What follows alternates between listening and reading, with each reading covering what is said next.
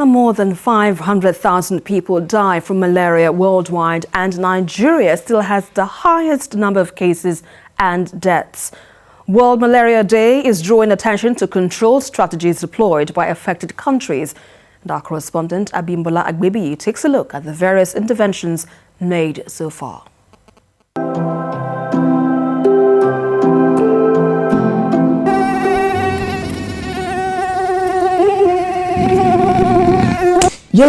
It begins with a bite from a female Anopheles mosquito. The malaria parasite enter the liver cells and multiply. The cells eventually rupture and release more parasites into the blood. The Plasmodium parasite is known to have killed hundreds of thousands of people, and Nigeria records more cases and deaths globally. Malaria cases are seen, I'm sure, in every hospital of all capacities daily. It's certain that a day do not pass by without seeing a case of malaria in children, whether they are uncomplicated or simple cases, as we'll put it, or the very serious cases that that most times end up in death. The global burden of malaria lies in Africa.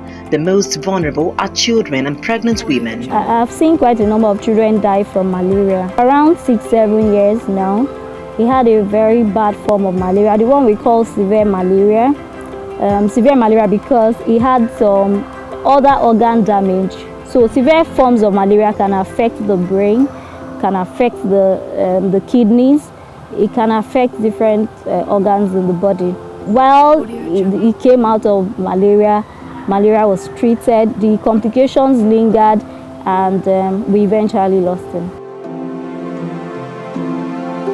A 41% reduction in the incidence of malaria was recorded globally in 2000 and 2015, but an estimated 260 million new cases and 445,000 deaths were later recorded mainly in sub-Saharan Africa.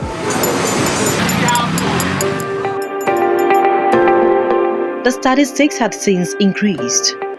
Countries like El Salvador in Central America was recently declared malaria-free by the World Health Organization. The country has not recorded any indigenous case of malaria since 2017. Half the global malaria-related deaths in 2019 were in 6 African countries. Nigeria presently tops the list with 23%. 76% of the population in Nigeria still live in high transmission areas characterized by the presence of the vector. Unkempt environment like dump sites, clogged drains, stagnant water at their breeding sites. Lagos alone generates more than 13,000 metric tons of waste daily, and acts like this have continued to frustrate global malaria control efforts. If we want to change the narrative and reduce the incidence of malaria in Nigeria or in Lagos, we must change our habits. As a ministry, we have traversed the whole of Lagos, and we've discovered that our people are not, they are not careful in the disposal of waste. It's still going inside the drains. And when you dump this refuse into the drains, the flood cannot move, the water cannot move. What you have is millions of mosquitoes, millions, billions, because mosquitoes can breed billions. And people will pay for it. That's why we are the largest consumer of chloroquine, anti-malaria drugs, especially in a coastal city like Lagos, where you have rainfall, maximum rainfall. One vaccine that has proven effective and certified by World Health Organization is Oxford vaccine. It is the first to meet the WHO goal of 75% efficacy against the mosquito-borne parasite, presenting a possibility of reducing the death toll of the disease globally. Several interventions were made by the World Health Organization after the production of the first malaria vaccine, which survived various clinical trials, but not much progress has been made in the 3 African countries where the vaccine is being administered as a pilot program.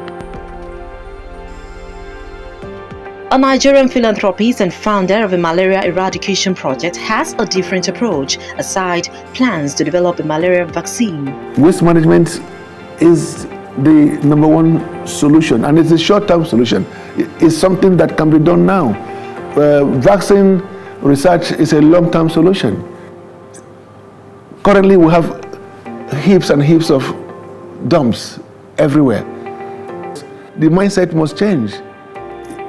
We don't just carry our refuse and dump them in the streets or some corners of the cities, outskirts of the cities. No. The waste management in our societies, whether it's in Africa or Ghana or Kenya, is so not organized the way it should be. His recent visit to Antarctica in South Pole, where he mounted the Nigerian flag and as the first African to visit the cold region, was one of the malaria control strategies. Efforts are being made across the world, but the effectiveness in eradicating malaria still stands to be challenged. But most of the cases we see, particularly in this tertiary institution, are complicated cases. Cases that were not properly treated or presentation was late, and that's of course commoner in children. Ali Balogun, a traditional medicine expert, tells me about the efficacy of herbs as not just an age-long local treatment, but also an effective way to eliminate malaria.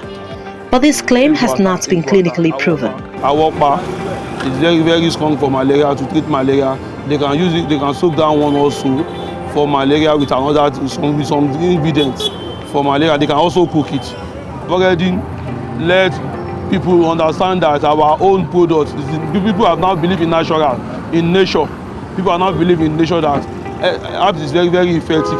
You can give it a measurable, this is dosage, this is how you are going to be using this, because there is a lot of research in traditional medicine also. Among these interventions, the need to reduce mosquito breeding grounds still takes precedence. In the last decade, 9 countries across the world were declared malaria-free by WHO. The most recent recipients of the certificate are Algeria and Argentina in 2019. The other countries that eliminated malaria in the last decade are Morocco and Turkmenistan in 2010, Armenia in 2011, Maldives in 2015, Sri Lanka and Kyrgyzstan in 2016, and Uzbekistan in 2018. But with unhealthy practices, many believe it might take Nigeria years to join the list. Vaccine development, proper waste disposal culture are some of the key areas Nigeria is giving most of its attention to. But medical experts believe urgent action is needed to get global response back on track, and ownership of the challenge lies with countries mostly affected by the disease. Abimbola Agbebi, TVC News, Lagos.